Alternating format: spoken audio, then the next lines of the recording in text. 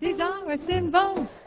There's something we can see. They stand for values that we believe in America, from sea to shining sea.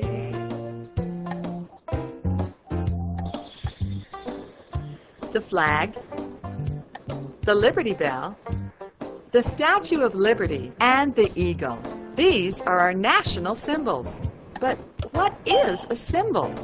Why, they're like me. I'm a symbol. I'm something you can see. I stand for something that you believe in.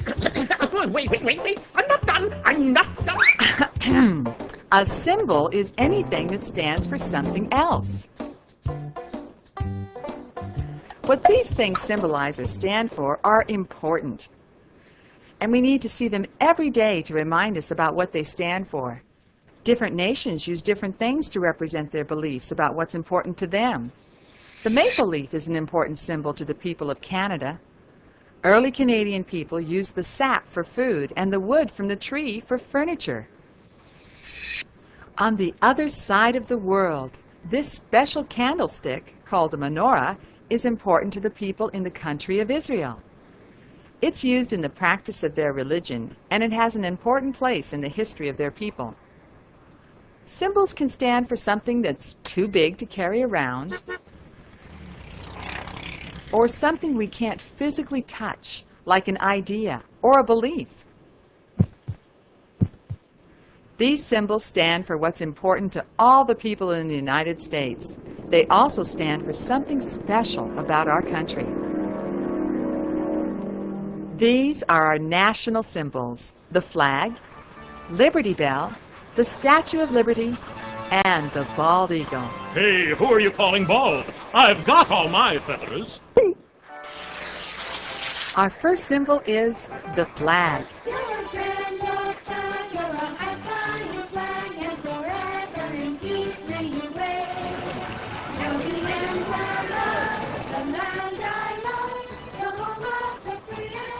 The flag symbolizes a lot about our country.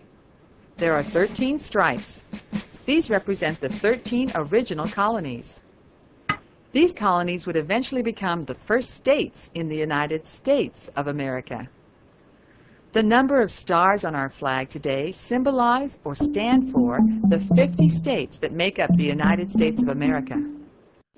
I pledge allegiance to the flag. In the Pledge of Allegiance, we promise to be true to our country.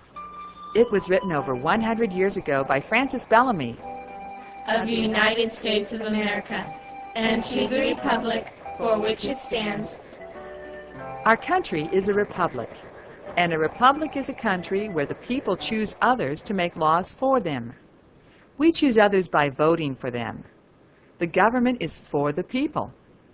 One nation, under God, indivisible.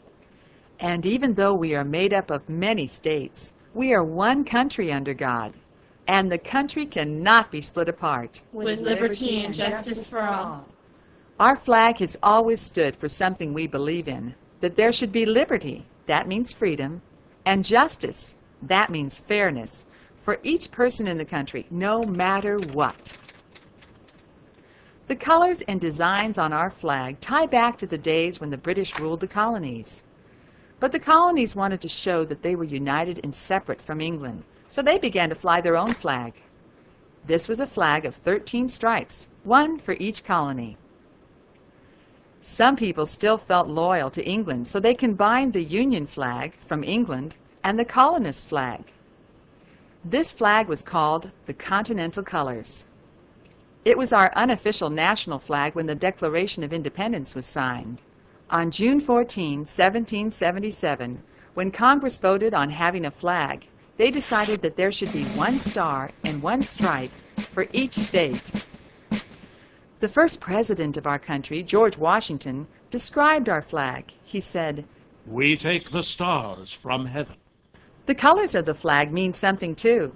The red is for valor. That's like courage. The white is for cleanliness of life and right conduct.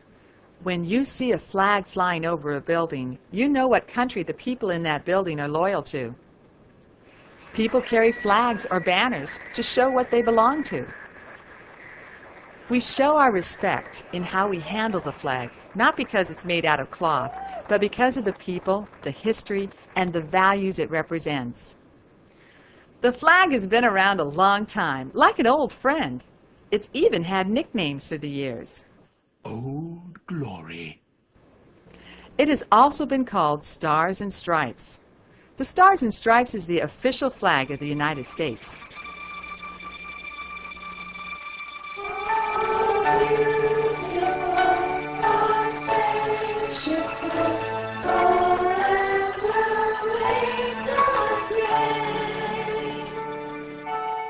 When Vermont and Kentucky became states and they were going to add 2 stripes to make 15 stripes, they realized that eventually the flag would have too many stripes. So in 1818, Congress reduced the number of stripes to 13 to represent the original 13 colonies. Only a new star would be added with each new state. And it was a good thing too, because when Hawaii became a state in 1960, the 50th star was added. Can you imagine what our flag would look like with 50 stripes? This is the flag you usually see in front of schools and government buildings today. Long ago, during the War of 1812 between the British and the Americans, a man named Francis Scott Key was on board a British ship just offshore Baltimore, Maryland. The British were trying to capture Fort McHenry on the coast. Francis Scott Key heard gunfire all through the night, but he couldn't tell who was winning the battle. Finally, when the sun came up, in the dawn's early light, he saw our flag still flying over the fort. The Americans had won. Francis Scott Key was so inspired that he wrote our national anthem, the Star-Spangled Banner. Today, the flag stands for the people, the government, and the ideas of our country.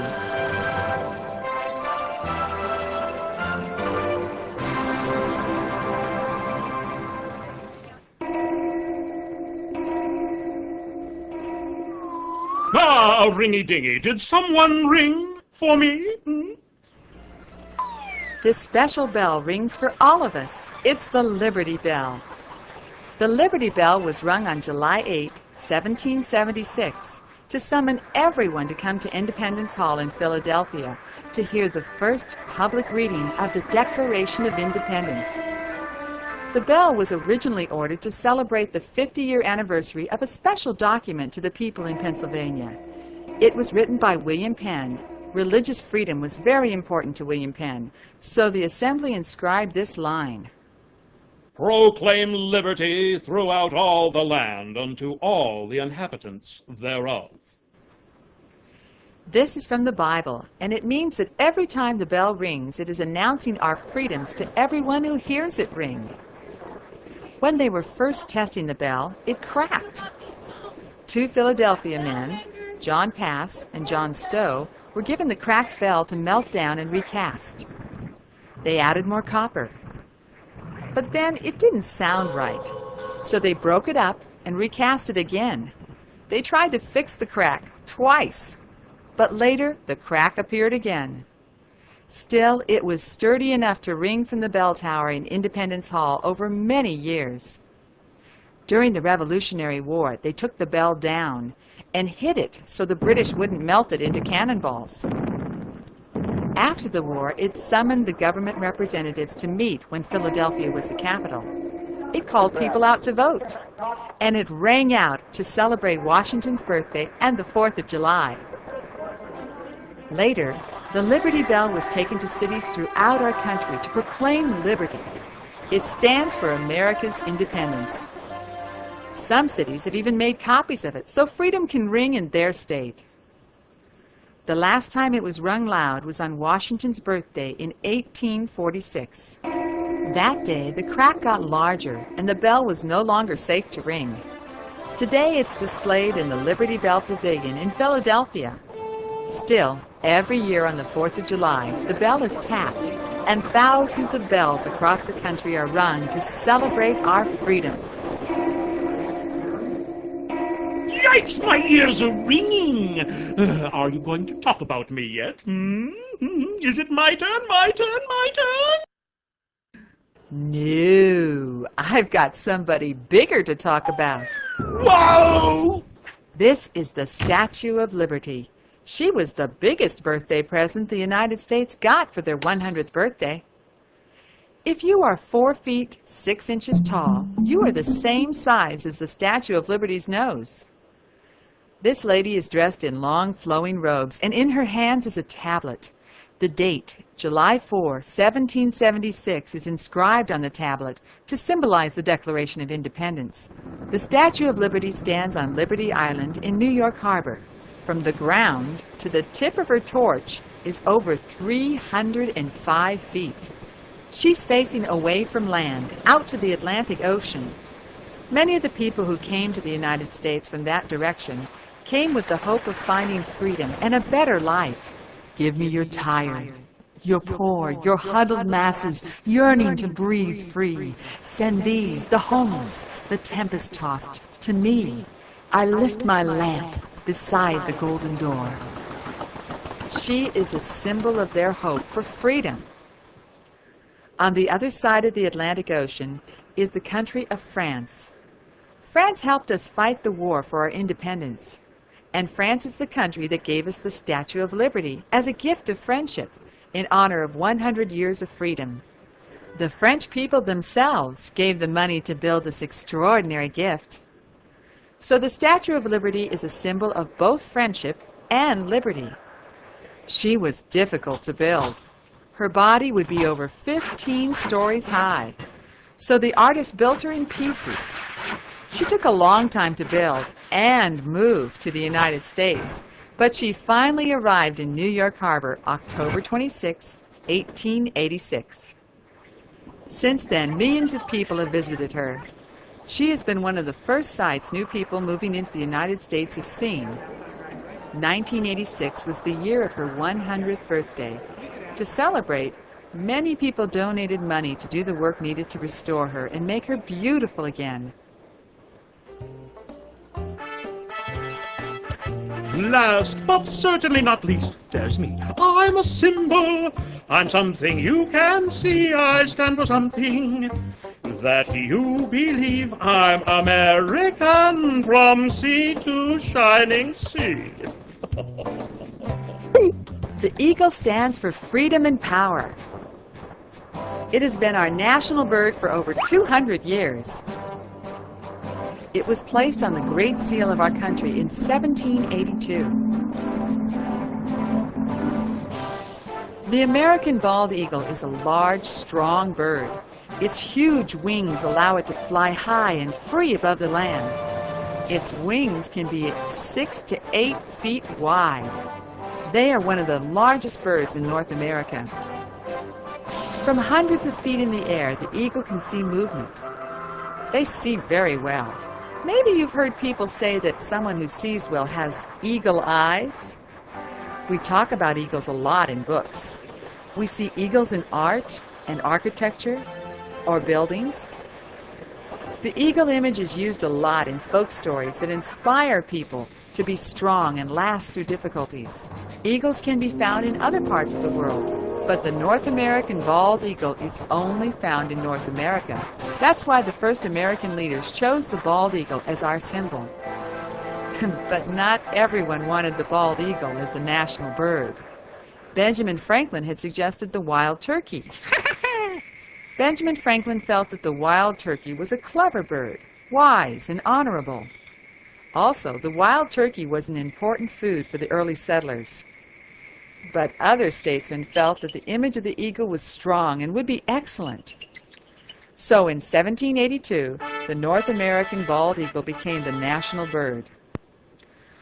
We almost lost this precious bird, too, because of damage to the places they live and lay eggs, their habitat. But people realized their mistakes, and now the eagles have a safe place to raise young. In fact, the numbers of eagles are increasing. The eagle is an important symbol we wouldn't want to lose. I should hope not. One nation made of many states. The flag. American independence. The Liberty Bell. Friendship and liberty. The Statue of Liberty. And freedom and power. The eagle.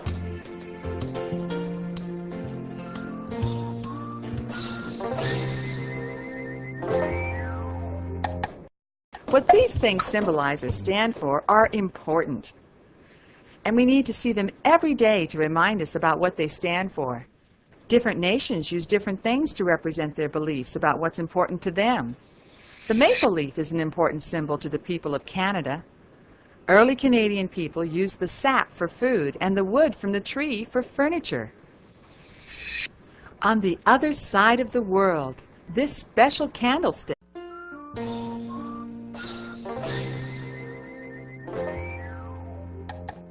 These are our symbols.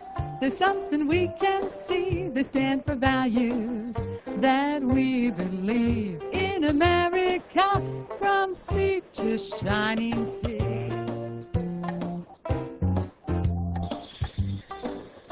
the flag, the Liberty Bell, the Statue of Liberty, and the eagle. These are our national symbols. But what is a symbol? Why, they're like me. I'm a symbol. I'm something you can see. I stand for something that you believe in. Wait. I'm not done. A symbol is anything that stands for something else.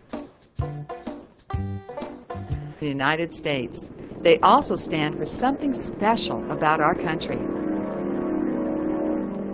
These are our national symbols: the flag, Liberty Bell, the Statue of Liberty, and the bald eagle. Hey, who are you calling bald? I've got all my feathers. Our first symbol is the flag.